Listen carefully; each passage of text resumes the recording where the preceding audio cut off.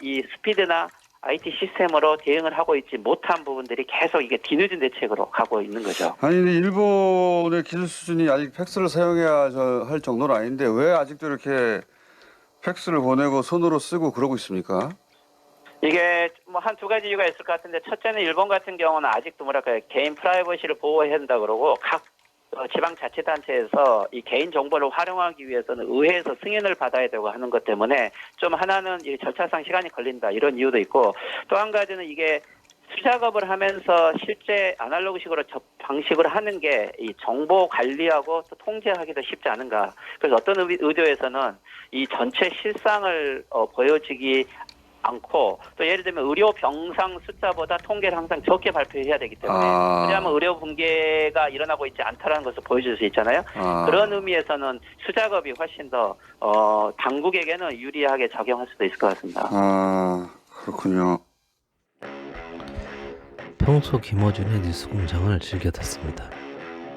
대체로 다뤄지는 이슈들이 명확하게 정리가 되고 또 질문들의 답변이 명확하죠. 그래서 시원시원합니다. 그런데 그 중에서도 몇 가지 질문에 대해서는 아직도 조금 여운이 남아요.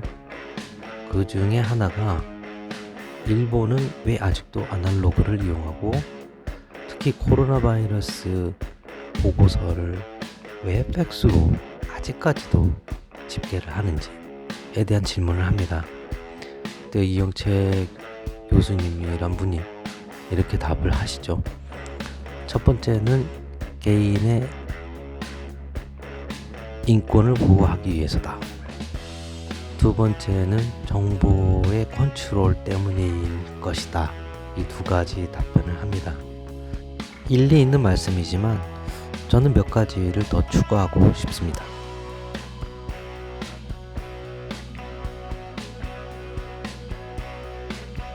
좀 더 근본적인 이유가 있을 건데 저는 네 가지로 생각을 해요. 첫 번째는 대한민국은 2000년대쯤에서 국가적 차원에서 대대적으로 IT 인프라 구축을 위해서 정책적으로 지원을 하고 또 구축을 합니다. 결국엔 성공을 했죠.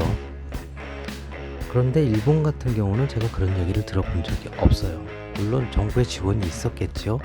정책도 있었을 테고 그렇지만 대한민국처럼 국가가 주도해서 IT 인프라를 구축했다는 얘기는 못 들어봤습니다. 이거는 아니었던 것 같아요. 그리고 두 번째 이유는 지형적인 원인이 있을 것 같아요. 일본은 아시다시피 4개의 섬으로 이루어져 있습니다. 모두 산악지형이죠. 한국처럼. 그 4개의 섬을 모두 대한민국처럼 만든다. 그거는 어려운 일이겠죠. 상당한 비용이 들겠죠. 많이 어렵겠죠. 그리고 세 번째는 좀 민감한 부분인데 아마 국민성 혹은 역사에 기인하지 않나 싶어요. 뭐 길게 얘기는 못할 것 같습니다. 다만 일본 사람들은 한국 사람들보다는 혁신을 포용하는데 혹은 수용하는데 적극적이진 않은 것 같다. 거기까지만 하겠습니다. 다음은 제가 가장 중요하다고 생각하는 부분인데 언어 자체에서 원인을 찾을 수 있을 것 같아요. 그러니까 한국말은 아시다시피 바로 타이핑이 가능합니다.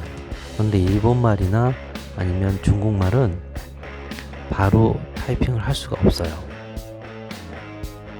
일단 영어 알파벳을 활용해서 발음 나는 대로 타이핑을 하고 거기에 맞는 단어나 아니면 글들을 찾아서 입력을 합니다. 타이핑은 말 그대로 속도하고 관련이 돼 있고 또 단순해야지 더 많은 정보를 전달할 수 있는데 일본어나 중국어 같은 경우는 타이핑 자체가 걸림돌이 돼서 정보화로의 전환을 어렵게 만드는 것이죠.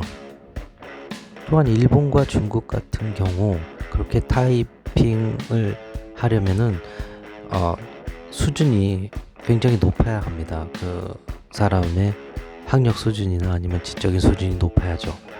그렇다면 나이 드신 분들이나 아니면 학력이 일정 수준에서 미달하는 사람들 같은 경우는 거의 불가능하다고 봐야 되겠죠. 그렇기 때문에 전체적으로 디지털화 혹은 IT화를 추진할 수 없는 것일 것이다. 이게 제 생각입니다.